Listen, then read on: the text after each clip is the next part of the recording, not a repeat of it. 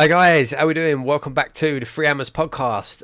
No special guests this week. It's just going to be me and Luke. Unfortunately, Lee couldn't make it either.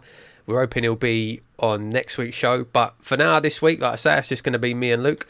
Not as much to talk about as last week, obviously. Last week was pretty eventful, but there's still quite a bit going on. So, yeah, let's jump into it. How we doing, Luke? Yeah, I'm doing good, mate. Can I start off by saying a big thank you to any of the new subscribers we got from the J podcast. I know he's got a massive following over there, and we really appreciate any of you that have come over from the J podcast. We're only 175 away now from 2K, and I can give away that Irons United DVD signed by Sacco, Antonio, and Winston Reid. What a prize that is for anyone who wants that. Get yourself on Twitter, retweet it, follow us, follow West Ham Fan Zone, and you're in for a chance of winning that, which I will reveal as soon as we hit 2K. The next podcast, I'll reveal the winner. Anyway, there's, like I say, there's a few outgoings that are being teased, mate. Our friend X, who's been on the show, I won't credit it as my own news, and it's also on Sky Sports News today, that the first one could be Ashley Fletcher. He could be out of the window anytime. And it seems like Slav has sort of half admitted it as well today. It was some comments along the line of, I would like him to have stayed, but we got offered a fantastic offer, and he got offered basically his chance to play. So he's going to go. 8 million apparently, well, plus add-on. I haven't seen that from Slav today. That's quite interesting that Slav's come out and said it, so you'd think that's it, he's on his way. But I mean, what, 8 million? If we do get 8 million for him, that's a fantastic amount. So yeah, we paid 1 million for him. I don't know whether Man United will be entitled to any of that 8 million, whether it's like 800 grand of it, if they had a 10%. Was he not on a free transfer? I read it was 1 million. I might be wrong. I read it was 1 million. It could well be. I can't remember now because I thought that he refused to sign a contract with Man United. Maybe it was his last year, so that's how come we got him cheap. I don't know. I might be wrong there myself. But no, still, either way, it's a big profit. I mean, I don't know. He had a few substitute appearances, a few cameo appearances last season. He didn't really pull up any trees, if I'm being honest. No. I know there was I liked him. There definitely was potential there. Obviously, got his goal at Old Trafford, didn't he? Which was a nicely taken goal. But I see a really good point made by someone on Twitter. I can't remember who it was, and they said there must be something there because even when we was bare bones, no Carroll, no Sacco, he still opted for Cagliari last year over Fletcher. When Fletcher was there, he was a fit striker, but Slav must see something in training that he don't fancy him. Yeah, and I mean, obviously, Hernandez is in, so he's going to be first choice. And then we've got Carroll, if he's fit, he's going to be second choice, you would assume. Still lots of talks about bringing in another striker as well, Andre Gray possibly. So he'll probably be behind him as well. So, you know, he weren't going to be playing this season anyway. Yeah, I mean, he didn't really do anything at West Ham. I wouldn't have minded if he'd have stayed. Obviously, there was a player with potential there, but I don't think he was going to be able to come in and add anything to the first team this year. So, you know, like if we're getting a big profit for him, take that money and then put that towards the second striker that we need. Do you know what I mean? Yeah, no, and like I say, for me, like you just sort of touched on it there, does that say to you that a second one will definitely be coming in now? I would say, I think so. Absolutely. I don't know how we could get away with not doing it now. I mean, if Carroll and Sacco are not fit to start the season... It's Tony Martinez. Well, yeah, that's it. And Hernandez. Yeah, so... Or IU if he plays IU up front. But, yeah, best of luck to Fletcher. Like I say, there was some glimmers of potential there. But, yeah, I think if Lee was here now, Lee would be saying it's a good deal and he missed a hell of a lot of chances. I think that's what Lee would be saying. Another one that looks very close to the door. There's another two, actually. Just remembered another one. But I'll start with Adrian. It looks like he could be going, which would leave us short and would leave us needing a second-choice goalkeeper. We'll talk about the options that are there at the minute. But Adrian going, I'll be quite sad, actually. He's not going to start. No chance he will start unless Joe has an absolute nightmare. He wouldn't have got back in the team, in my opinion. No, I agree. Same. Like, I love Adrian. I love him. Brilliant character. I think he's highly underrated. Actually, I think he's a very, very good goalkeeper. Shame, like really is a shame. He had a really good connection with the fans. You know, he seemed to get West Ham as a club.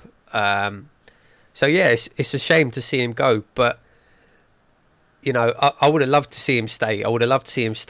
But he's too good to be a backup goalkeeper. You know, I can understand he wants to be playing week in, week out. So you know, he obviously, like you say, he's not going to be getting that here at West Ham now. So you know, if he has to move on, he has to move on. One thing I'll find interesting though, a lot of the reports that I saw about how much he could be going for, it was hardly anything. It was like 2-3 million. Which I thought he signed a new contract, but I'm being told that he didn't. Oh really? But I remember reading on the West Ham website that he signed a new contract, but then that must be wrong. He didn't sign a new contract. Because you would be. We triggered an extension. Yeah, I thought we did. Yeah, I thought we did. Well, I'm almost certain we did. Yeah, because I remember talking on the podcast about how we said that would probably put a line under us not getting Hart now. I think at the time I said that. Yeah, like I say, if Ashley Fletcher's going for 8 and he is on 2-3 years, you would be expecting at least that sort of figure, no? Randolph went for 5. Yeah. So Adrian's worth at least at least Adrian's probably worth I'd say at least 7 or 8. But no, I don't know. There's all rumours at the minute, so we'll have to wait and see what happens if anything does happen. Yeah, no, it will be a shame. Like I say, very good, solid first choice, let alone a backup goalkeeper. I think he made his own bed last year. Too many errors, too many hot-head moments. I'm thinking of the Watford game where he was trying to play football, not doing the goalkeeper stuff, basically. Yeah. And I think that's the key to a goalkeeper now. Okay, you've got your world-class ones that can do all the footwork and all that, but do your main job, save the goals, basically. Some of the guys we've been linked with is Rob Green. Bit of a hero of mine, Rob. I've had a photo with him, actually. Yeah, cheers, mate. I will post that on Twitter later, and I'll tell you the story behind it, guys, why Paul doesn't like the Rob Green story. But, yeah, Rob Green, Paul. What a signing that would be on. I know he's an old boy now. What is he, 38 now? But where's he been playing? I'm sure he went to QPR. Leeds.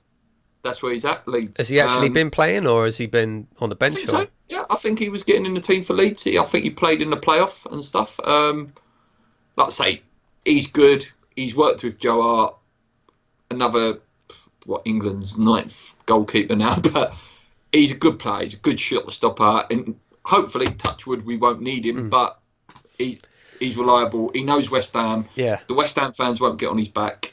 I see a good point actually that I hadn't thought about until I saw it mentioned. The fact that obviously Joe Hart can't play against Man City, so that would mean Rob's playing for at least 2 games in the league, and if we get him in the cups, there's a couple of games there where our backup goalkeeper is going to have to play. And considering our recent record against Man City, you'd want to hope that they're decent. Otherwise, we could be shipping 7, 8, 9, 10. Yeah.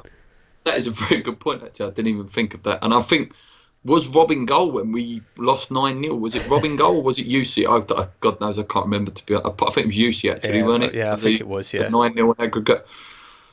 So, yeah, another one linked. Again, a couple of names I've seen is a guy called Bentley, who apparently is a really good goalkeeper. I don't know much about this guy, because when I see Bentley, I thought, oh, God, we don't want David Bentley back up. I didn't know who people were talking about on Twitter at first. I can't say I'm an expert of the lower league goalkeepers. But there's a few out there. They don't need to be the best goalkeeper in the world to sit on a bench. They just need to be solid when they're called upon. But yeah, be a shame to see Adrian go. But Rob will do a job if Rob wants to come. I think, and I think he would want to come.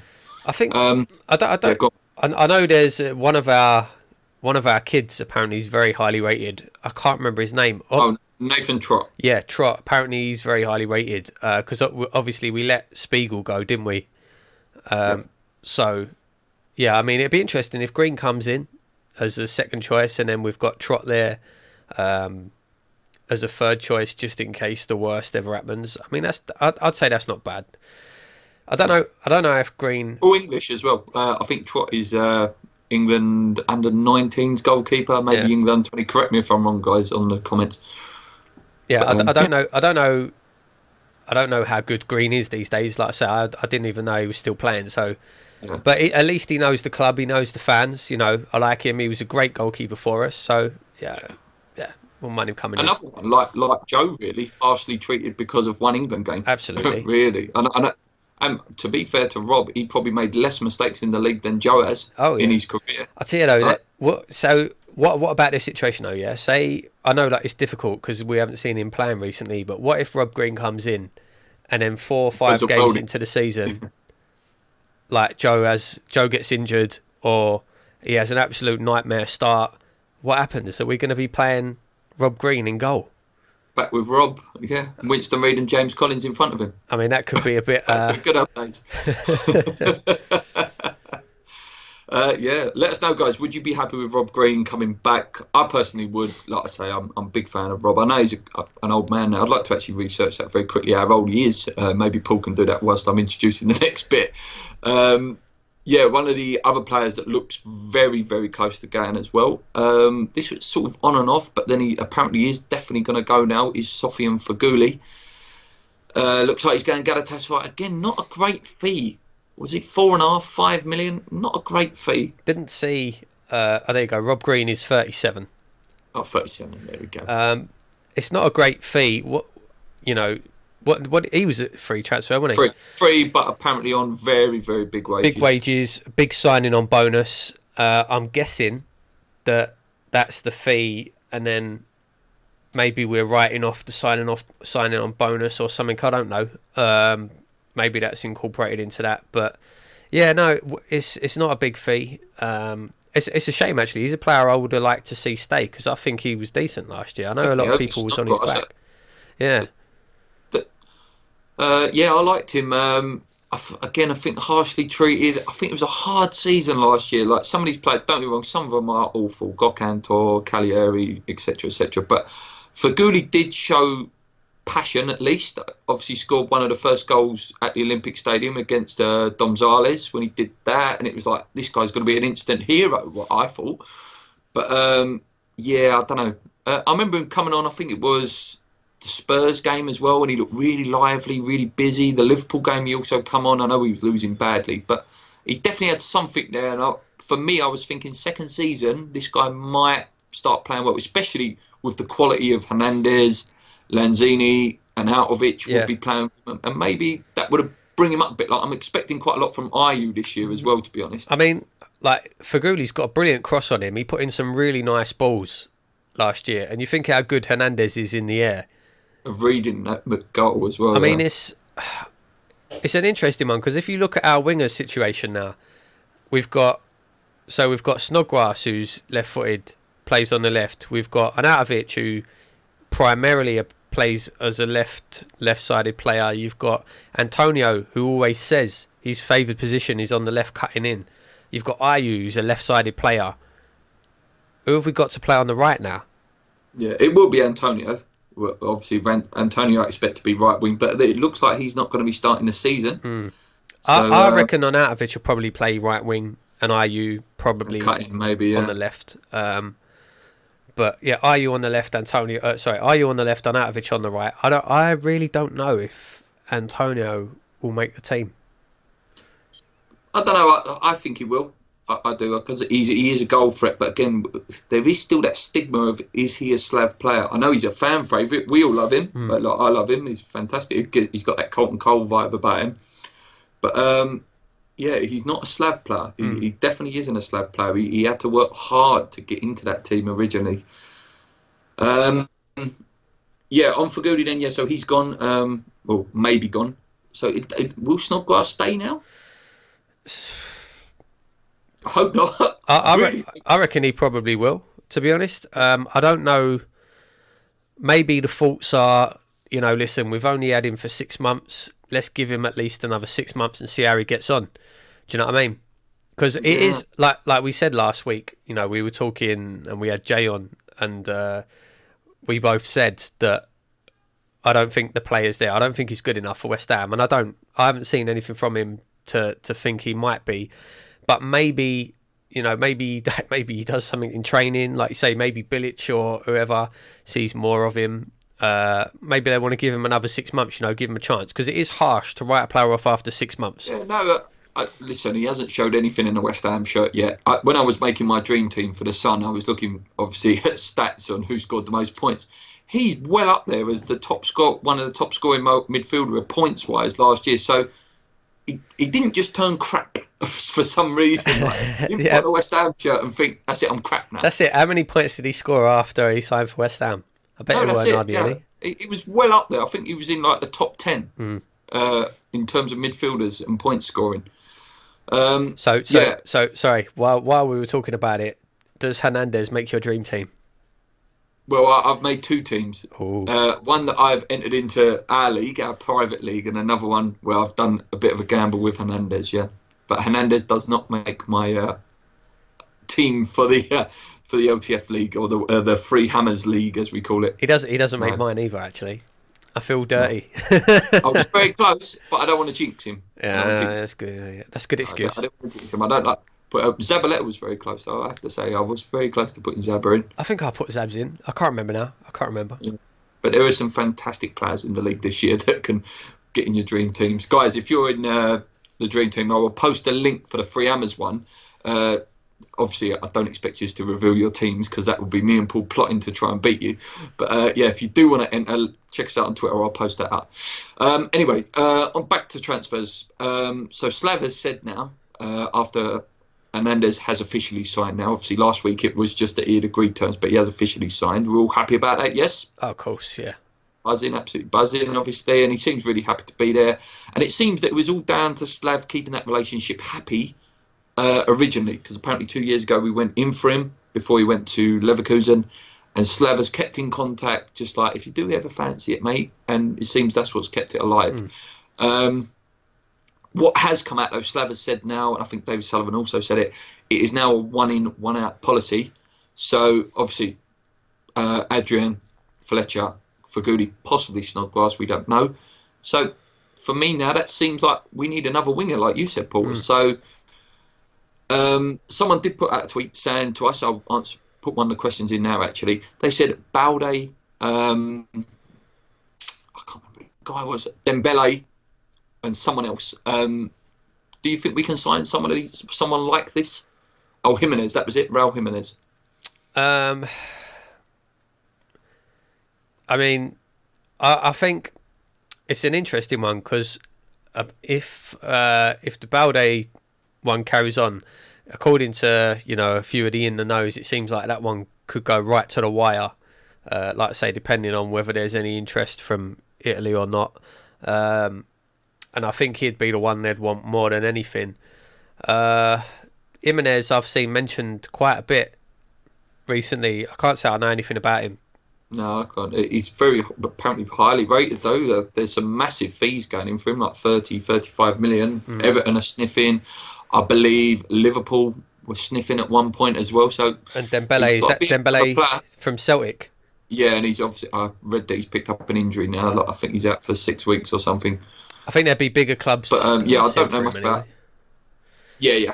I think Dembele will be bigger clubs. They're saying that Balde could now join Juventus as well. I was reading, and I can't see that, because it'd be a big transfer, and they've just signed Douglas Costa. Oh well. So, yeah, but it ain't Douglas right. I think Douglas Costa's right wing, isn't he? Well, no, I thought he was a left winger. Costa. I might be wrong. I'm just. Maybe he's a right winger. I'm not sure. I'm just putting it out there. But I don't know. It's a lot of money to spend on a winger, and then do. Well, yeah, I suppose Juve 3 at the back, sort of their wing backs. Yeah, I don't know. It'd be interesting, but no, we'll have to see what happens with that. Yeah, obviously, if Juventus are in for him, he's got to go there. Yeah. Champions League finalist, fantastic team, and obviously, both of us have got some affiliates to Juventus. They're a great team. Raul Jimenez rumours. Obviously, that is linked to because of Little P, Chicharito. Apparently, very good friends. Apparently, link up very well for the Mexican team. I think if there's an opportunity to get this guy, I think it's worth going for. If it keeps Hernandez happy and someone who knows his style of play, I think it's worth a gamble. Don't get me wrong, 30 million is a big gamble, but it shows intent, if anything. That's what we've been wanting. We've been wanting intent, haven't we? Yeah, so just on the transfers, just to sum it all up, obviously Hernandez has signed and Arnautovic has signed, but how bad does it show what last year was when literally it looks like the only survivors of last year is going to be Masuaku and Edmilson Fernandez? Yeah. Like, that just shows how terrible whoever these scouts were, whoever David Sullivan trying to do it, I wouldn't say on the cheap, but he spent a lot of money, but it was collectively rather than going boom quality. Yeah, like you say, I mean, it just highlights how poor of a window we had. And if we'd have made the signings this year, like if we'd have made the signings last year that we have this year, just think where we could be. You know, would Pye have had a strop and left? You know, would he have felt that the team was being bettered and would he have wanted to stay? You know, and then if we had signed the quality of players last year that we're signing this year, just think who would then we be adding to that again this year? Yeah, that is exactly what I've been thinking all week. Like, I put it on a post, I think it's going to be released by Irons United, saying that all you get from people in my work and other West Ham fans is we missed the big trick last year. We was on a high, had one of the best players in the world, and we just didn't do nothing. And like you say, if we would have bought the players we've bought this summer, we probably would have had a lot better season. And then what could we be buying this summer? This is what I'm excited about now, you know, again, optimistic West Ham fan for a change. It's like, what are we going to buy next year now? Or like, if we have a good season, I'm saying it's a lot of potential there now. Yeah, that's it for the transfers so far. Obviously, one more, sorry. The one that I have been screaming for like since the podcast began, since he's been ever playing football, I think. Jack. Now, Jack X said that this guy is desperate to come to West Ham. He's got offers from Turkey, got offers from Italy, like big clubs in Italy as well, like AC Milan's and teams like that. But this guy's desperate to come to West Ham, and he said it could rumble on. There's not much interest from us at the moment. There's subtle interest. But what do you think? Obviously, you know my thoughts, and everyone knows my thoughts that I want Jack. Like, he's one of my favourite players when he's fit. Yeah, I'd be happy to see him sign. Like you say, he's desperate to join, and I think if we know that, the ball's in our court, so they're not going to rush it. Do you know what I mean? They know, you know, they can wait, they can drag it out until the end of the window and maybe get him quite cheap because they know that he'll come. Do you know what I mean? So yeah, because I think if there is subtle talks, because these sort of things do happen. You know, Jack's agent would have put the feeders out to Dave and gone, look, he wants to come, and Jack will just keep rejecting everything. Yeah, I'm not going there. Yeah, I'm not going there. Yeah, I'm not going there. And like I say, I can see it happening right at the end. Right at the end. It'll be, Jack Wilshere's signed on loan.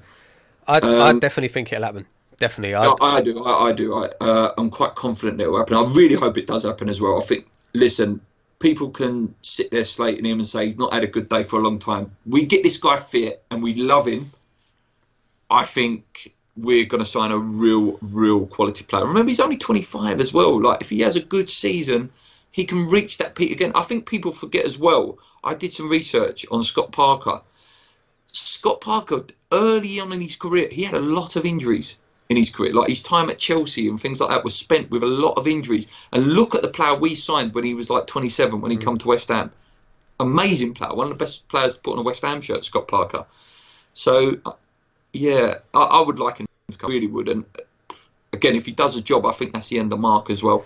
I do. I think that's the end of the mark. Well, yeah, it obviously, you know, you'd be looking at that'd be Noble's replacement. You know, 100%, he would be taking that space in the team. But no, like I say, I'd be happy enough for him to sign. Obviously, there is the risk that he'd be injury prone, but so what? You know, I don't mind taking a gamble on him. I really don't. He's a quality player when he is fit. It's the same as if if we were offered Daniel Sturridge, for example. I'm just trying to think of a similar sort of age player, similar injury record, and they went, you can have Daniel Sturridge on loan. Are you going to say no? No, and I think the big difference as well, I know a lot of the people would have had reservations about the likes of Sturridge, but that's because we would have been relying on him like we rely on Andy Carroll to stay fit throughout the season to basically score the goals. But if we got Wilshere in, even if he did get injured, it's not going to hurt the team that much. Do you know what I mean? There's cover. There's plenty of cover. It's not a position that we're desperate for someone to come into. So even if he didn't manage to stay fit, it's not going to hurt us that much, you know. So no, I'd definitely be up for taking that risk. I'd definitely be up for taking a gamble. Like I say, my only reservations with it, because like I say, I'm a massive Jack fan, I say it every week, is will it limit, not so much Josh Cullen, because Josh Cullen's got time on his hands. I'm thinking more, will it limit your Fernandez's? Because if you're looking at a lineup, it'll be probably Jack Wilshere, Chiatti, Lanzini, obviously, and then the others come around. But then Obiang as well. Where does Obiang fit in that midfield? Like, I don't want to see Obiang miss out, and I really do want to see a little bit more of Fernandez this year, because I think he's been fantastic. Fernandez, really fantastic player. Well, apparently Slav's been saying he has to find a way to fit him in this year. So maybe we could be seeing him on the right wing.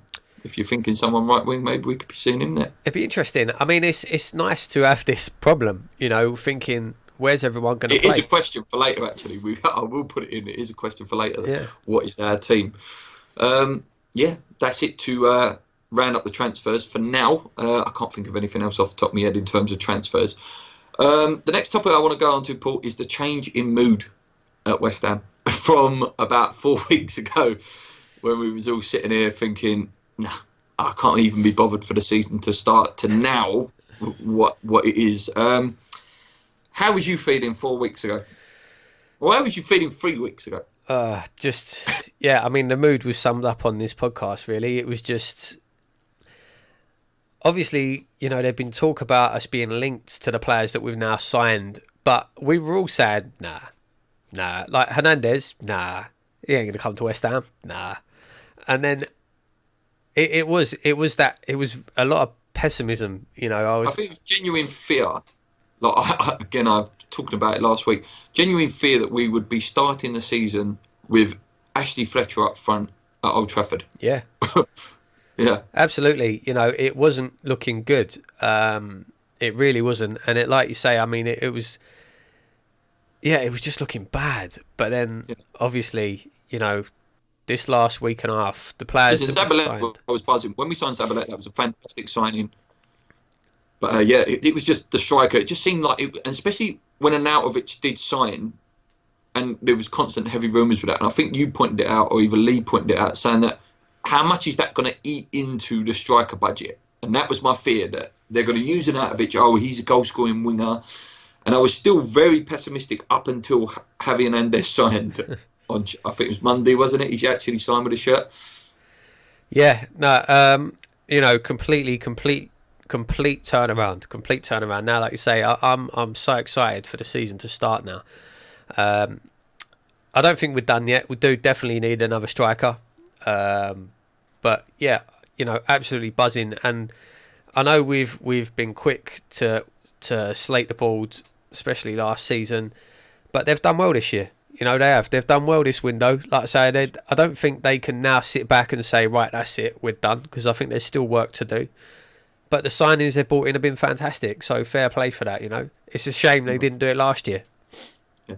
No, like I say, fantastic. They're all first teamers. I think that's the key to it. They all improve our first team. They will all put players on their toes, not be sitting there like Gokayantore or Cagliari and just, I don't know what they were, to be honest. And none of these punts on these South Americans that we know nothing about. Yeah, they work. Every now and then they do work.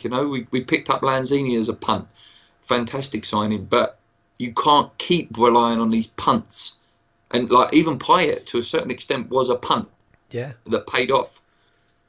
Yeah. Sorry, I did just think of another one that has been mentioned actually in terms of transfers out. James Collins apparently linked heavily to Everton and Crystal Palace. Oh, really? Apparently, Everton, of all teams, Everton, obviously, who are spending real big money.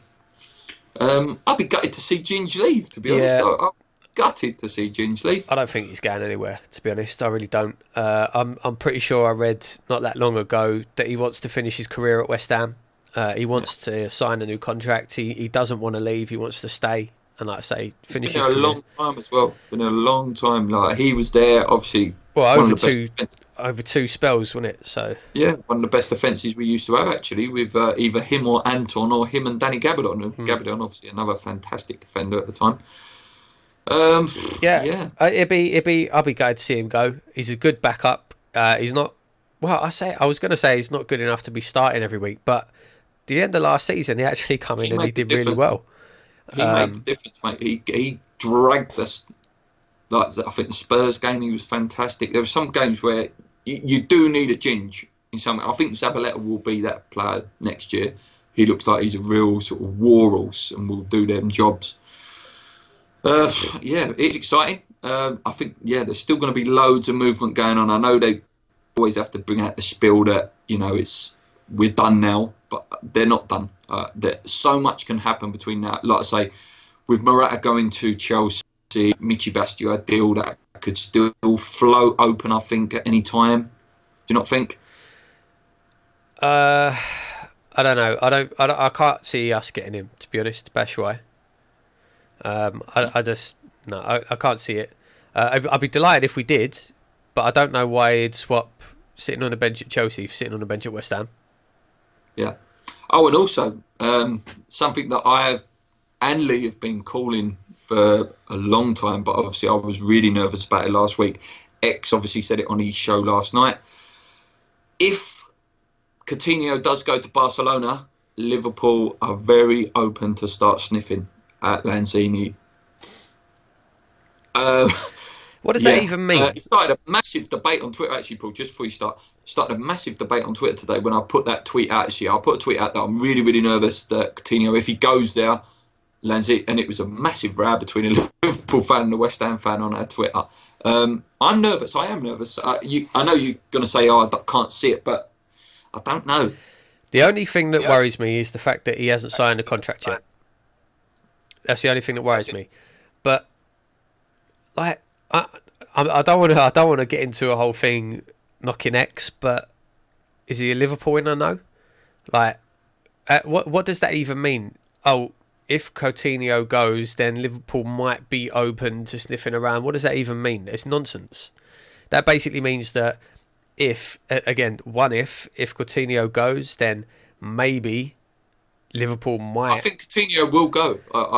It seems more and more likely that he will go. To me, this just sounds like people putting, two and two together and saying, oh, well, Coutinho might go. Lanzini's a good attacking midfielder. Maybe Liverpool come in for him. To me, it's just. Don't get me wrong. It wouldn't surprise me if they did come in for him. I still don't think he'd leave. Yeah. But I don't know. It just sounds like a no story to me. I think a lot of it, like, it's going to be, if it happens, it's going to be a massive roller coaster, like a spiral effect of deals. It will be Neymar going to PSG, Coutinho going to Barca, and obviously Liverpool looking for a replacement. What about PSG apparently trying to unsettle Domingos Quina? Yes, that's one I did forget about. That does that show that they see something that maybe we don't? Well, I don't know if it's saying that we don't, because he's only 17, isn't he? 17. Yeah, he's young. He's very young, but he's obviously a massive, massive prospect. But it's great, it's quite scary because you don't want these players coming in for your own. But it shows that we've got good players. Do you know what I mean? That they're wanted by these kinds of teams. The thing is keeping hold of them and making them want to stay at West Ham. That's the big thing. That's it. I know Lee went the Dagenham game the weekend for the under-23s. It was more not so much the first teamers, and he was very impressed with Dan Kemp. He said Dan Kemp was excellent player. I think he's a winger. I'm not 100%. He said Joe Powell had a very good game. He said there's some real talent in that team, and it's just like you say, Paul. It's just giving them a chance at some point. Looks like Declan Rice will get a chance this year as well, who looks really good.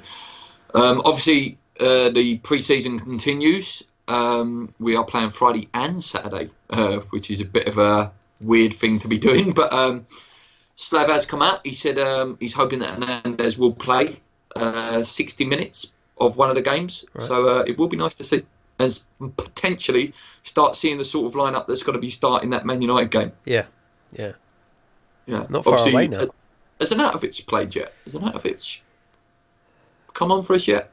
Did he play Not against Fulham yesterday? No, he didn't. No. I think we have had a game since then. I don't know. It wasn't televised, but not that I've seen him. No, I haven't seen him. So yeah, we may get to see both of them. Maybe not together. Maybe together. Who knows? I think Word is a good test. They're a good, solid German side, and over 2 games we might get to see where we're at. Again, it's only pre-season, so we can't read too much into it. I think the Man City game is that the weekend after next. The Man City game. It must Can be Joe because play in that game? Because it's a friendly. Can Joe play in that game? Yeah, it's only a friendly, isn't it? But yeah, because it's only 3 weeks till the season starts. So yeah. Because I think was it next week or the week after we're going to do our season preview. So keep your eyes open for that, guys. Yeah, that's it for the news. Unless there's anything you can think of, Paul, in terms of news. If not, I will go into the questions. No, mate, nothing I've seen. That's short this week. Not as exciting as last week, but yeah. Yeah. Hopefully Lee's back next week, but if not, we are going to be lining up some more guests. We've definitely got some guests lined up for during the season. We don't want to use all the guests up. We want to keep it nice and fresh for you guys. If we have a guest every week, it loses that sort of spontaneity of having someone on and having a good laugh with. I know the Jade podcast went down fantastic, Paul. Wonderful comments from all of you guys, and it was just a great laugh. It's one of the most I've laughed on a podcast. Yeah, it was fun. It was a good. For years, I watched that, and I think Lee is the love to hate character of the channel. Right, okay, let's go on to the questions. That's all the topics covered for this week. Like Paul said, it's not very busy. Obviously, last week was just an absolute wonder show where just all news was coming out of everywhere.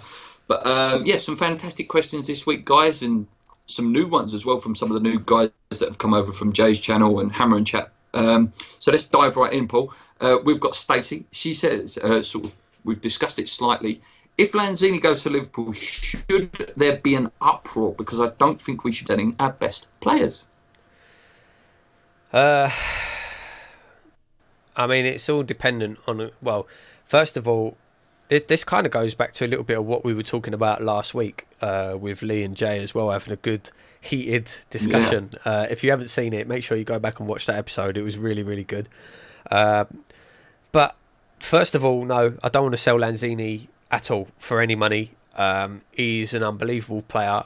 I've said so many times on this channel, I think he'll go right to the top. So yeah, I mean, it caused an outroar from me if we sold him. But then looking at it from a club's perspective, what if Liverpool came in and threw 60 million on the table? Your head's going to be turned, isn't it? So I don't know if they come in and ended up buying him for 25 million or something stupid like that. Yeah, there's going to be an uproar. But I mean, we just don't know. It's all speculation at this point, and I don't know. I don't think it's really worth getting too worked up about. I think the key point is we don't have to sell him. Yeah. But if he wants to go, he will go. But like you say, if you're putting 50 mil on the table, I think it'd be very hard to turn down. I know if Lee was here, no one's worth 50 million and giving it all that. But listen, if someone like Ross Barkley's being touted at 50 million and Sigurdsson's being touted at 50 million, Lanzini's easy 50 million. And that's not just claret and blue blinkers. That's the guy's worth it. I'll be devastated if he leaves. Absolutely devastated. Fantastic player. He knows West Ham as well. He knows what West Ham are about. He's got a lot of passion. And yeah, I don't know, arguably one of the best players that's put a West Ham shirt on in my time. You know? But I've said before, I said the end of the season, he's not going to leave this window. He won't. If he's going to go, it'll be next year. Well, for me, I don't know whether you was going to go on to just say this, Paul, but if he gets in that Argentina team for the World Cup, which he is getting touted in there, he's starting to get appearances here and there. If he goes and has half decent few games, maybe scores a couple of goals against some of the lower teams, like some of your African nations or your Asian nations, that could be him going. That especially, I don't know, when they go on these international tours, it turns players' heads because they start talking think of the Argentina team as well. Oh yeah, come join Barca or come join City or whatever. That's my fear. They get a taste for it. Yeah, absolutely. But no, like I say, I don't think he's going anywhere this year. I really don't. I and I hope he never goes. I hope he don't. I hope he never goes. I hope we keep hold of him. But I don't think he's going anywhere this year. I think next. Listen, if you don't, and it's to a team like Real, Juventus, Barca, listen, hold my hands up. You can go, mate. But if you get, I guess there was an argument on Twitter. Is Liverpool a massive step up? Is it a massive step up? No. I mean, Liverpool are undeniably a far bigger club than West Ham. Undeniably, you'd be stupid to say otherwise. But they're not one of the elite clubs in the world. Not anymore. I don't think. Are they serious trophy threateners? I mean, I don't even know if there is. Is there an actual elite club in the Premier League now?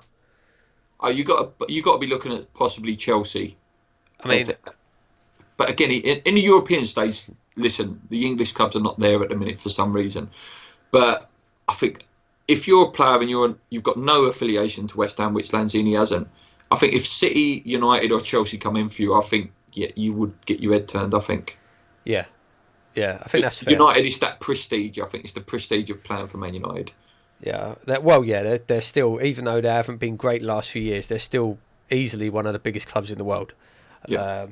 But yeah, I think that's fair. But no, maybe Arsenal. If he fancied Arsenal, he would probably suit Arsenal. Actually, I don't know. Again, it's a weird thing to say because obviously Arsenal are miles ahead of West Ham. They're a far bigger club than West Ham are. But I feel like they're kind of on the same level as Liverpool. Do you know what I mean? Yeah. I could see him at Chelsea. Actually, I could see him replacing Cess.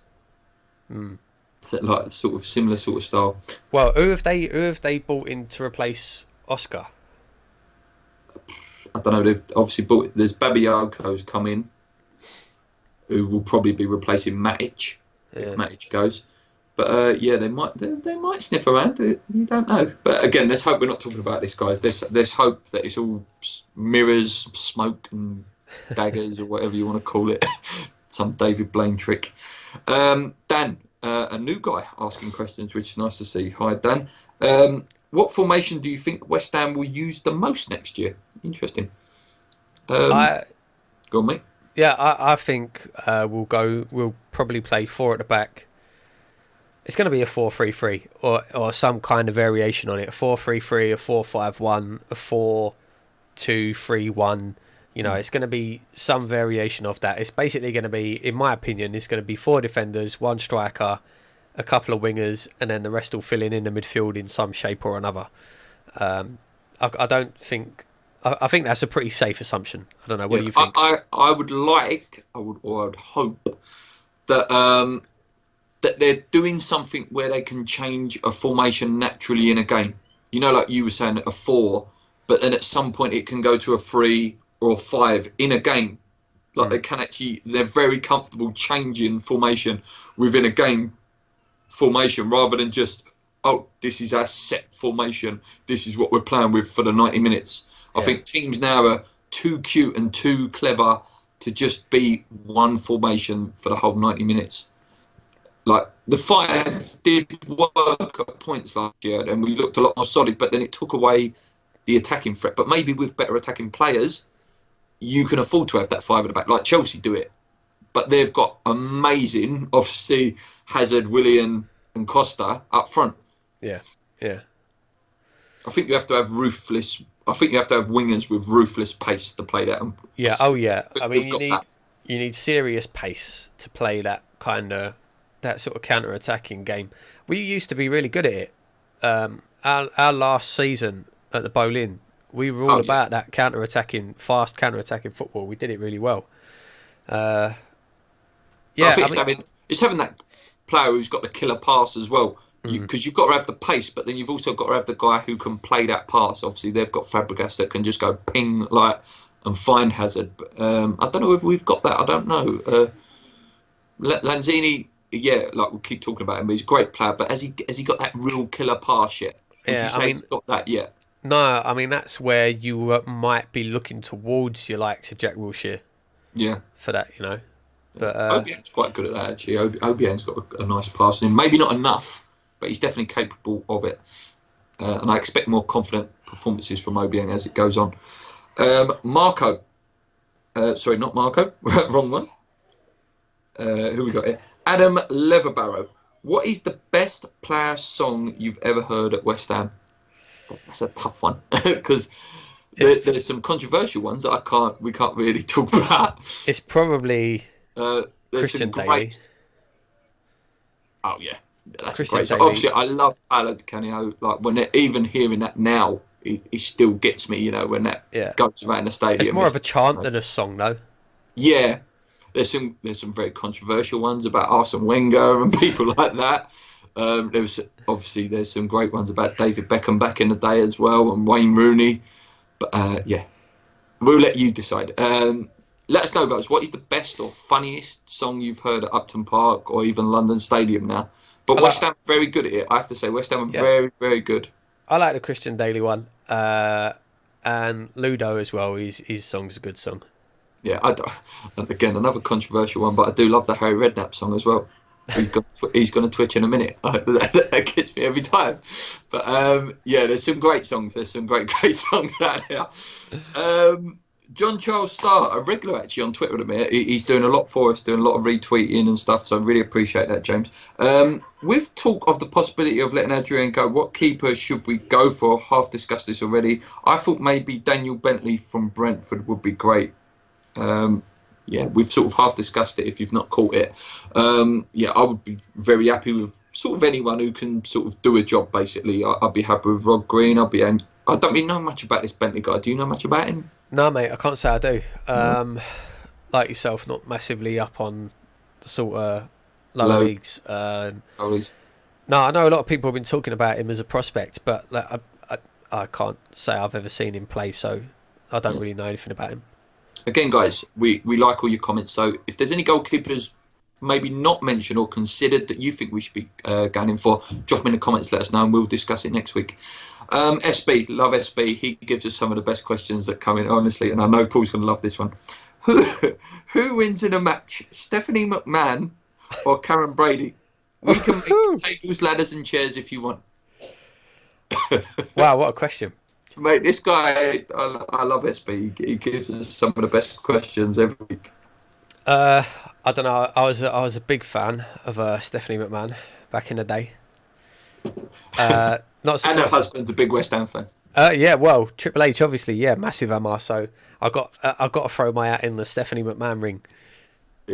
Stephanie McMahon, and we all know Paul's views on Karen as well. So I'm sure he would love a table shot, put rock bottom for a table. And then possibly the ladder thrown on her at the end as well. I'd pay to see it. Yeah, I would. Is there anyone who you think at the club who actually could do a job in WWE? I think Anthony would do a job. Yeah, they've come out, and Triple H actually come out and said that. Andy Carroll. I think I said Andy Carroll. Because he's 6'4". Yeah, Andy Carroll, he said he could see him in the WWE. But yeah, apart from that. Well, mate, I don't know. Maybe Ginge. What about Ginge? I could see Ginge getting in there. He could go and fight someone like Gene Snitsky or someone like that. Kiati's a big guy. He's a big unit of a guy.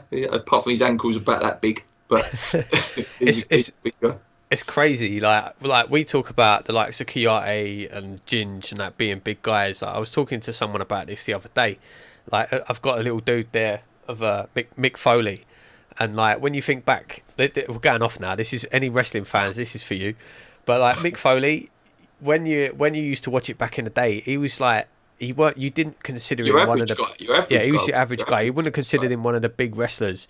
And a couple of years ago, I actually got to meet Mick Foley, and let me tell you, this guy is absolutely massive. Like he's ridiculously big. You don't realise how big these people are until you actually see them in person. It's a joke. It's an absolute joke how big they really are. And then, like you say, Paul, with like Mick, like obviously fighting my hero, the Undertaker, it's like how big is the Undertaker then?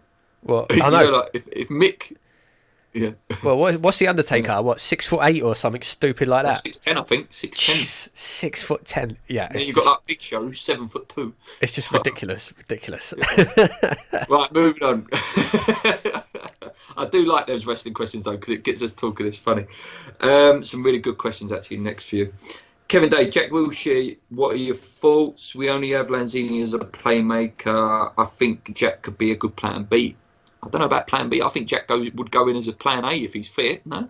Yeah, I agree. Yeah, I agree. Yeah, I mean, like we were talking about earlier, there's going to be if he came in, and even if he doesn't come in, there's going to need to be some rotation in that midfield anyway, to try and fit in Kouyaté, Obiang, Fernandes, Noble. You know, there's going to need to be rotation anyway. But no, absolutely. If Jack came in and was fit, straight 100%, he goes in the first 11. 100%. Yeah. Danny Higham, did we pay too much for Arnautovic? He does not track back and help fullbacks. I think he will overexpose us down the left-hand side. What are your thoughts, guys? Good question. I mean, I don't know. I know that in the modern game, it's really, everyone says, it's really important. Your wingers have to track back and they have to help cover the defenders and this, that, and the other. And it's true. I suppose it is true. You know, when you sort of think of like our fullbacks getting exposed last year, it does happen. But I don't know. I don't really worry about that side of it, to be honest. Like if he can be getting them forward, creating chances and scoring goals, then I don't really care if he doesn't track back. Do you know what I mean? It's the same. Listen. Sorry, it's the same as what they were saying about Payet 2 seasons ago. Like Noble come out and said it. They said to him, "Don't even worry about coming back. We'll do the defensive work for you. You just go and do what you do." Do you know what I mean? And I'd like to see that kind of thing. Plus, it depends what side he plays on. Obviously, Masuaku's very attacking, so I suppose that's interesting. Masuaku and Cresswell are very attacking, so I suppose that could leave us exposed. But if he plays on the right side, with Zabaleta behind him, I think Zabaleta will be able to cover him quite well. I really can see Arnautovic playing on the right. I reckon he'll play on the right rather than the left this season, but I don't know. We'll see. Price for you?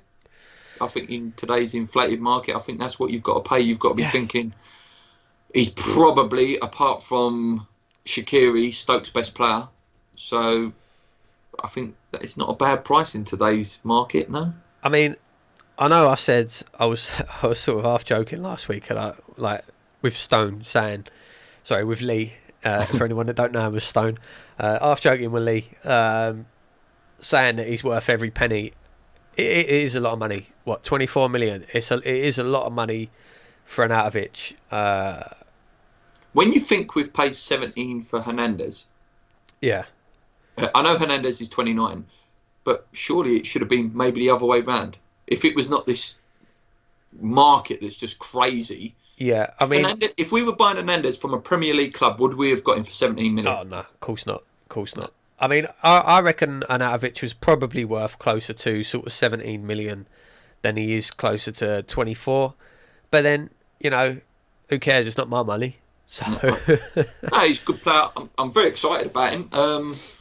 I was speaking to my dad about him actually today, and my dad's very excited. He said he's always picked him out as, you know, as a classy little player, got good skills and stuff. And I'm excited. Like I say, if his head's right, I think he could be a real fan favourite for us next year, actually. Yeah, definitely. And he will be on your Lanzini's levels. He will be on your Hernandez levels. I think that's what it's all about. It's getting players that are on the same level. Like Payet and Lanzini were on the same level.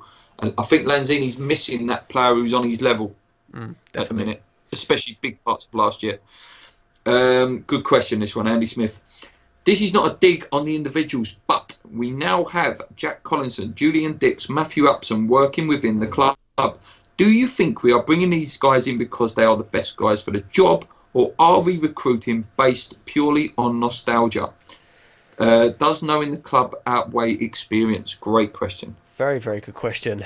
And I think it's a very, very fair point. No. Like we should be bringing in the best coaches, the people that are the most qualified. Yes, it's nice to have people in that know the club and they know the setup, and you know they know how the club works. But no, absolutely, it should come down to ability before anything else.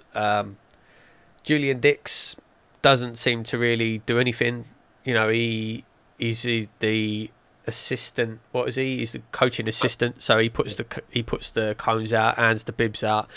I think that's what he does. Like, I think he's there as a bridge between the manager and the players. Yeah. Collison, I don't mind seeing him come in because obviously he's a young guy. I'm guessing he's probably working towards getting his badges now. So I don't mind seeing that. He'll be working with the kids. I'm right in saying. I think there's, with Jack as well. I'll give Jack the benefit of the doubt. Like you say, he's a young guy. What is he? He's only like 29, and he 28. Yeah. He's a young guy.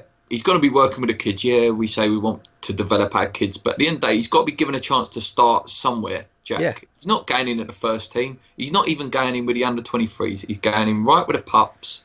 Give him a chance. Listen, if it don't work out, there's time for these kids to develop. I've got no issue with the Jack one. No, absolutely. Even Julian, I've got no issue with Julian, to be honest, because like you say, he's a coaching assistant, and like you say, he's a massive, massive character at the club.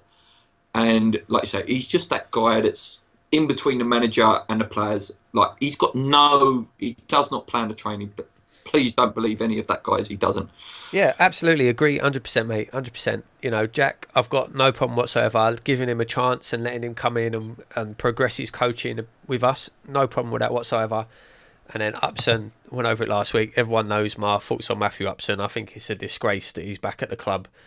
But, you know, I don't even know what role has he got, Upson? I'm not sure, actually. Yeah, I think he might be under 18s, possibly. I mean, I'm not really happy about Matthew Upson coming back to the club, just for how he was as a player more than anything. But no, I think that's a very good question, and I think I guess it's a balancing act, isn't it? Like, you want the best coaches, you want the best people for the jobs, but I think it's okay to have that, you know, that West Ham familiarity there as well to balance it out. I think it's a balancing act. Yeah, I think every now and then though you can get a rough diamond, though, like Teddy Sheringham. Yeah, I mean, I don't know. Obviously, he came in as a shooting coach, and obviously, I mean, I don't know. He was a coach, but he just worked with the strikers and probably just gave them tips on how to finish. I mean, like, I don't think he could run training sessions or anything like that. But yeah, he can tell the strikers, right, okay, he can give them tips on how to finish. Obviously, he's one of the best finishers ever in the Premier League. So, you know, I think that's a bit different as well. You know, like I say, Teddy Sheringham was one of the best strikers in England. Yeah. In fairness, I'll give you that, actually. Yeah, he was probably one of the best ever in Premier League history, like right up there with your Shearers and stuff. But on the negative side, like I say, I do part agree with him. Like, should we be doing it on a cheap? Yeah, like I say, you can possibly pluck a rough diamond out again, and you might find the next really big coach. But maybe we should be looking elsewhere for some quality, especially when you're approaching first team and the under 23 level as well. Yeah. So on that though, again, it will never ever happen. Would you take Paolo Di Canio back as a coach? I'd take him back as a coach tomorrow. Yeah. I'd literally not for anything. Although I think he'd be a very, very good coach. You know, he works, like, he trains hard. You know, that's. I think that would be good for him as well. Be away from the limelight. Like, he does. Don't be the number one man. Don't put him in front of a camera or anything like that. Just let him do his stuff on the training ground. No? Yeah, obviously phenomenal ability. You know, like, he was a fantastic trainer, first in, last out. Really, really passionate about things like diet, you know, training properly. Yeah, I'd like to say keep him out of the limelight, which I think is going to be impossible to do with a character like Di Canio. If he did come in even as a coach, just straight away all the focus is going to be on him from the press and everything. So, like you say, I don't think it'd happen, but 100%, I would 100% take him on as a coach. Last thing on this, actually, obviously I remember Scott Parker retired recently, and Tottenham have snapped up his services. Would you have had Scotty Parker over? It depends in what capacity. You know, it depends in what role. Let's say he's under 23 coach. I don't know. I mean, that comes down to I don't know. Like, can he coach? I don't know. He was a good player. Yeah. Can he coach? I don't know. And again, it's that thing like you were saying with Paolo, total the mentality side of the game, he had that down to a T, didn't he? Like, he was just fantastic mentally. I'll be honest, I know, like, obviously you have already on this show talked very highly about Scott Parker. I still haven't really forgiven him for going to Tottenham, to be honest.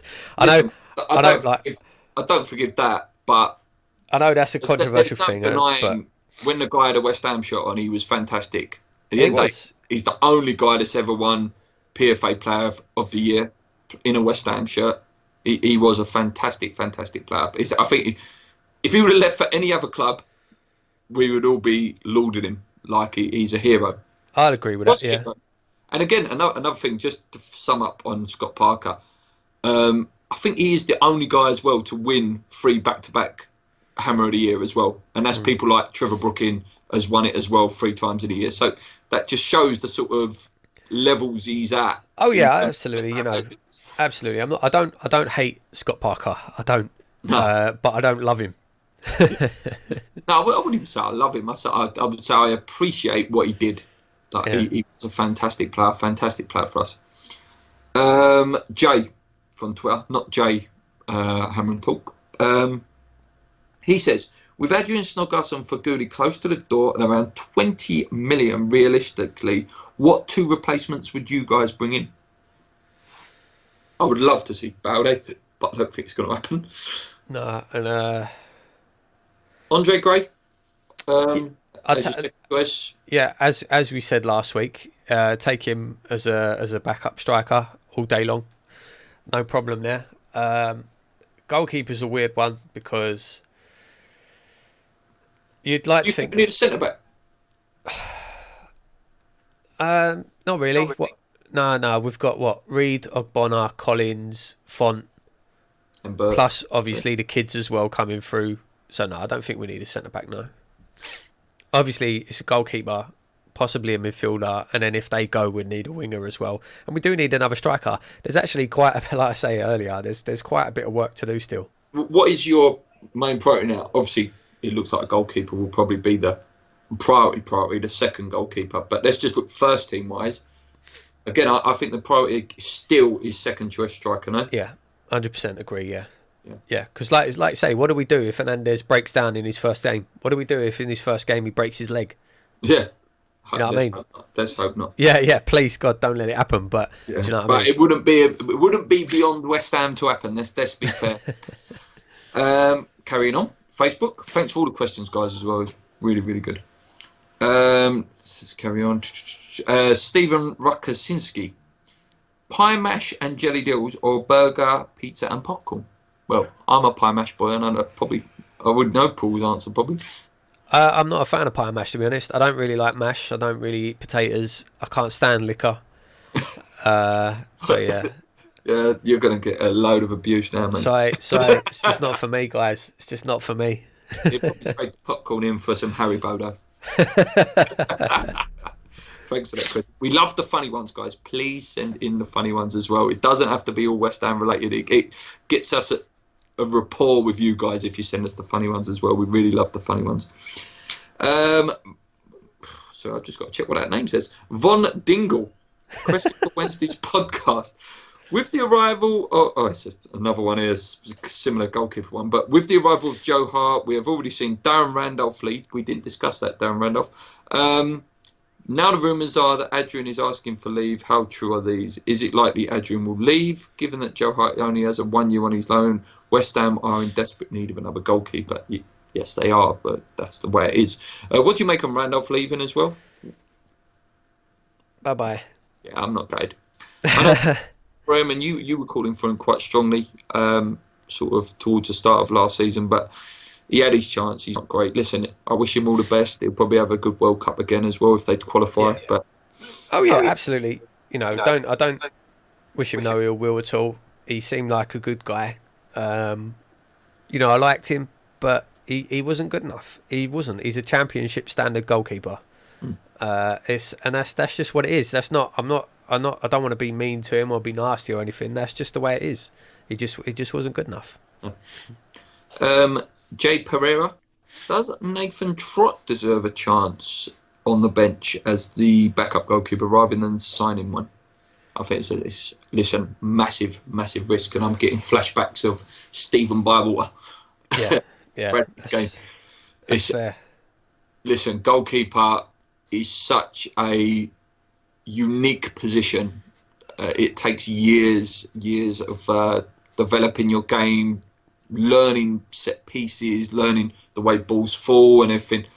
Listen, I hope the guy goes on to be one of our best goalkeepers, Nathaniel Trott, in the future. But to put it all on him, no, we can't. We can't take that risk. We can't. Listen, I remember like the Bywater days. You probably remember that season as well, Paul. We went through Sasa Ilic as an emergency loan. We went. I think Craig Forrest got injured that year as well. Shaka Islop obviously broke his leg. And then I think we ended up with some guy who was about, I can't remember for sure, he was like 6'11", Ian Fura. Yeah. And it took a while before we actually got a goalkeeper that could play out the last sort of 10 games. So we have to do our to avoid that situation again. And Rob Green or anyone like Bentley or whatever will be there, steady hands. Hopefully, listen, let's hope Joe Hart doesn't get injured, but we never know. We never know. He don't even have to get injured. He might have a terrible start and we think, oh my God, he needs to get dropped. Yeah. Right, question I've been waiting to answer. I know Paul has from when it came in about a week ago. James Charles Starr, your worst team of West Ham flops. Samasi Abu, remember him? Loved the crowd chant when he come on, but oh my God, one of the worst players I've ever seen. Funny enough, we have been doing research, haven't we, Paul? We have Abu didn't actually make my team. No, he didn't make mine actually either. I can't say I made a team. I think we'll try and collaborate one together. Yeah, I did one. Oh, don't spoil it. But, although the left back's missing, we did agree on left back, but I can't remember who it was now. Yes, I can't remember who the left back was. Anyway, I'll tell you what. Let's not play a left back. We could play three centre backs with a right back as a right-sided right back if you want. Okay. All right, we'll start with the goalkeeper. I said in my lifetime the worst goalkeeper I've seen is Sasa Ilic. I don't know whether many of you remember him. He only ever played one game for us. I think it was Everton, and we got absolutely tucked in 4-0. So that's mine. I remember Nicky Barmby, I think, scored an hat-trick in that game. I'm sure Nicky Barmby scored a hat-trick. Who was your goalkeeper? I actually had Stephen Bywater. Probably quite harsh. But this wasn't the necessarily the overall worst. It was more the most disappointing. Yeah. Is Dan Randolph in with a shot? Oh. I don't know. I don't know if he's on that level. No, he wasn't that bad. Anyway, right. So we couldn't think of a left back. If you can think of a left back, let us know. Listen, I did some research. I couldn't really think of any really bad left backs because it's always been quite a strong position for West Ham left backs. You know, Julian Dick, Stuart Pearce, Winterburn. I just remembered Pablo Armoro. Oh, that was it. Yes, Pablo Armoro.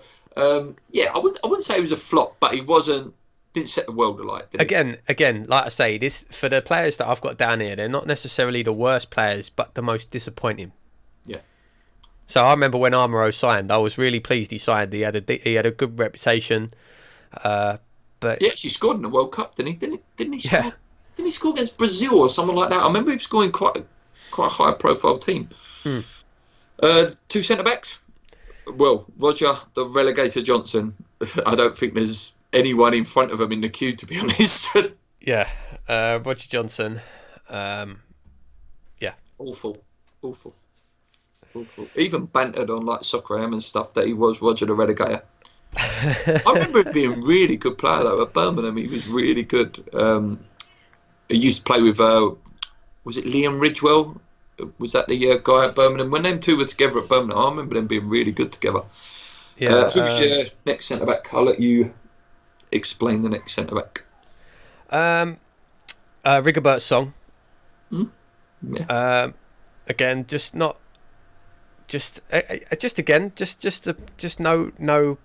like just disappointing.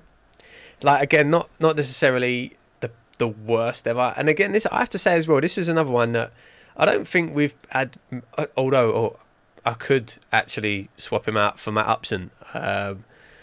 But I if don't you're know. talking disappointing, if you're talking disappointing rather than flop, you would definitely put Matthew Upson in there as disappointing.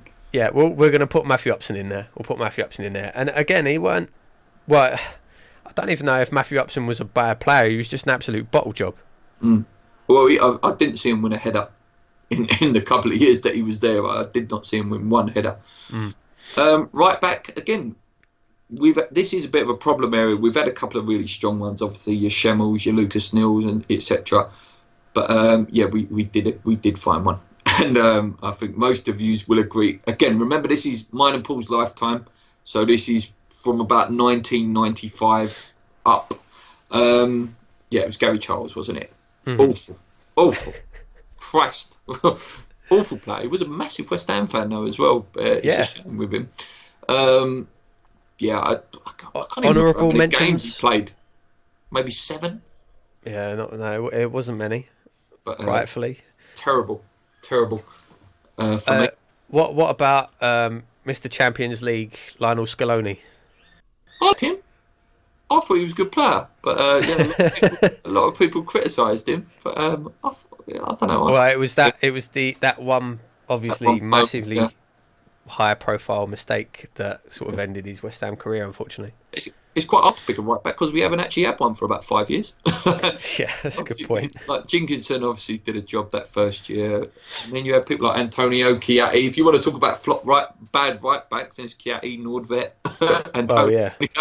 If you want to say people that have done a bad job there, even Repka was there at one point, and probably one of the worst right backs in terms of how bad he played is probably Winston Reid on his debut. That's actually, that's a good point, yeah. But obviously he's gone on to be fantastic, Winston Reid, one of my favourite players. Moving up the field, I don't know what we're going to play here. Are we playing 3? Are we playing? So I had a 5-2? I had a 4-4-2, just to keep it simple. Oh, but we ain't got a left back. We'll go 3. We did have a left back. We had Armoro. Oh yes, sorry mate. We'll talk about some subs then. yeah, we'll have some subs on as well.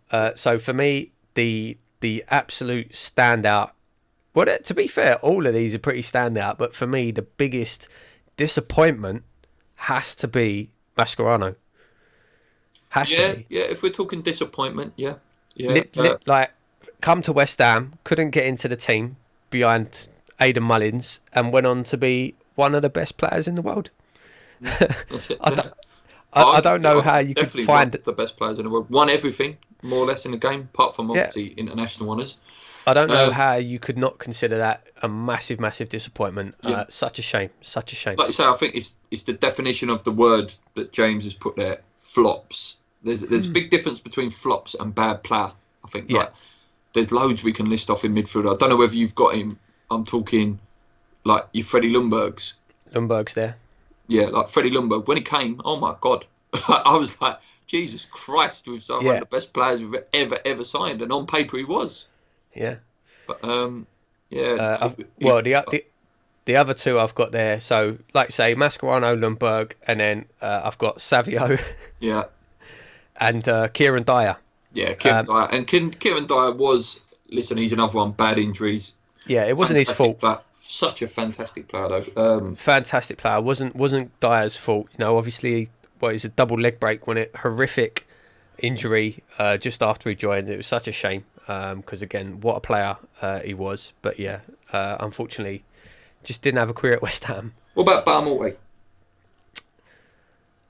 I really liked. I didn't like him at all. But. I know you didn't. I really liked Lewis Barmorty. I really did.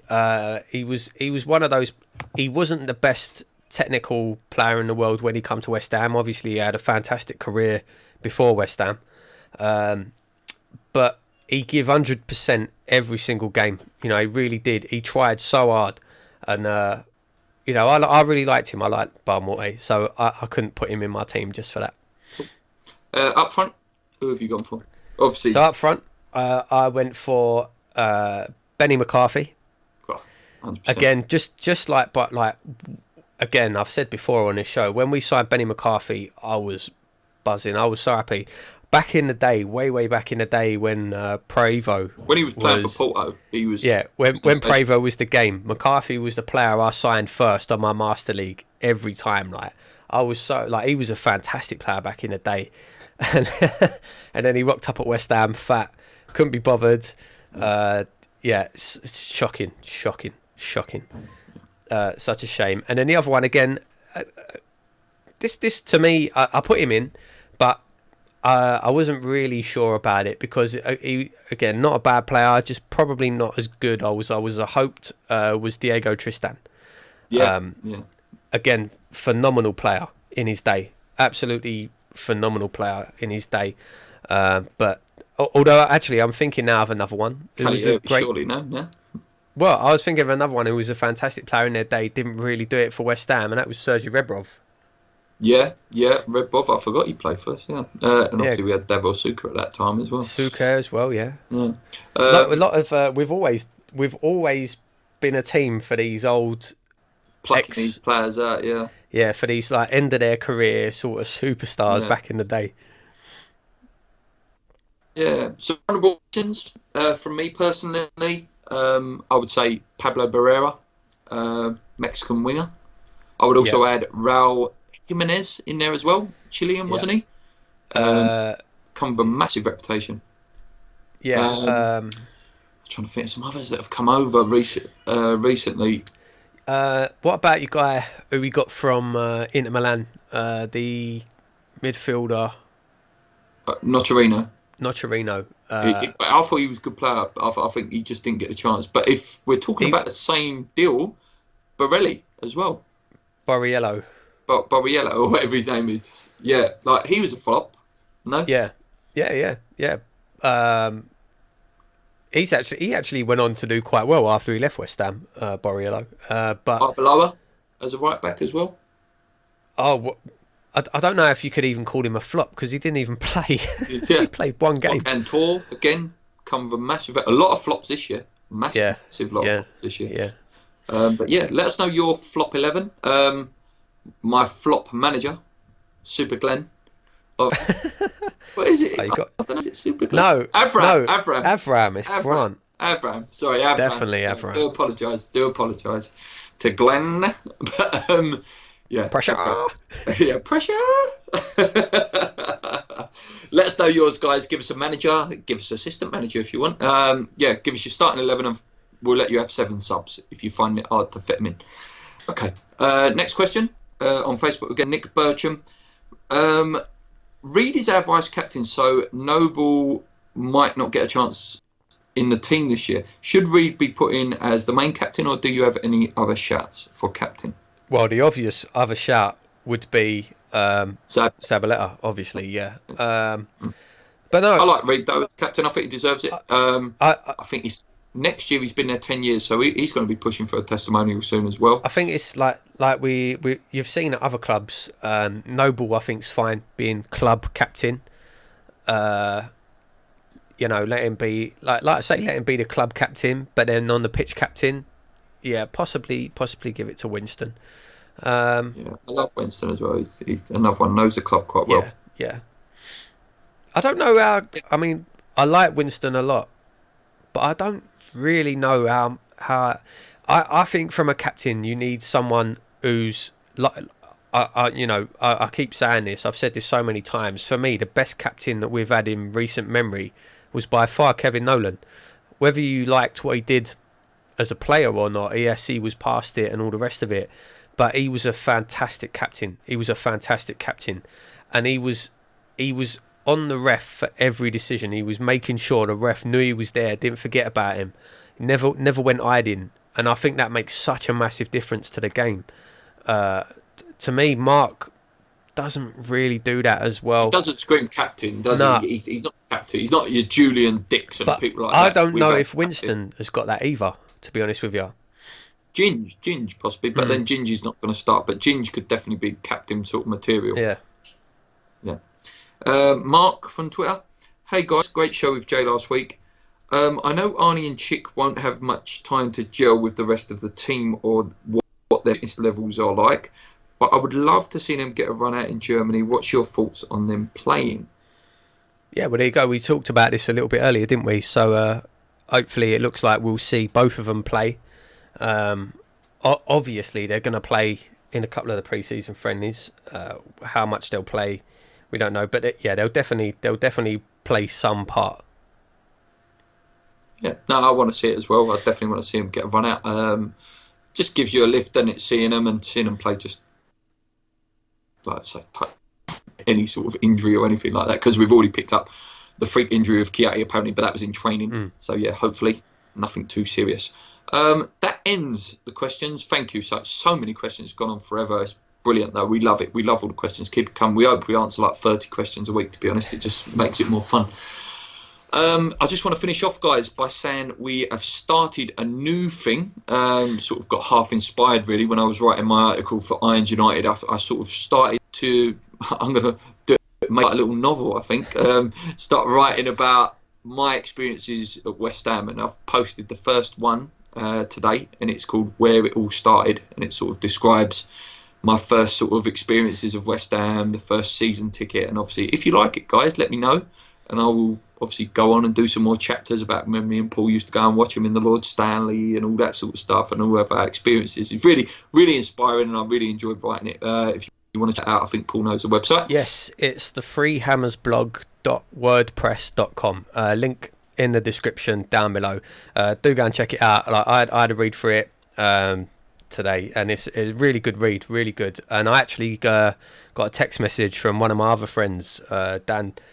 Basically, the first thing he said was, who wrote that article? And he said it was brilliant. He said that just brought back so many memories for him, and like it really reminded him how much he misses the old ground and the bowling and everything. So yeah, no, it's a fantastic read, guys. Do go and check it out. Like I say, link in the description. So yeah, and don't jump me, guys. Listen, I'm not a writer of any sort at all. Listen, it's all just, I did it, and I don't know, I enjoyed doing it. It's really good, and it's amazing what memories come back to you when you actually start writing. And if any of you guys want to do some stuff on the blog, you fancy posting some stuff yourself, we're very interested in some writers giving us some info. Maybe you want to do a season preview, or maybe discuss a player. We're very interested. If you fancy doing it, send us some stuff in. We're very open to doing that. Lee's going to start doing some stuff. We've all heard that before. We'll see. And I'm going to be doing like ratings on there every week, hopefully, like just summing up what performances have been like for the season. There's going to be no guest next week, the week after, or we'll probably do our season preview, which I'm really looking forward to. But yeah, that's it. Please keep subscribing, keep sharing our stuff. We want to get to 2,000 by that Man United game, which is not many away. 175. Remember, there's all incentives to subscribing as well, because as soon as you subscribe and retweet that tweet on Twitter, you enter the competition to win the Irons United signed DVD. I'm going to bring it out on next week's show just to prove that it's real. But yeah, until next week, guys, keep believing. Come on, you Irons. Let's go. Cheers.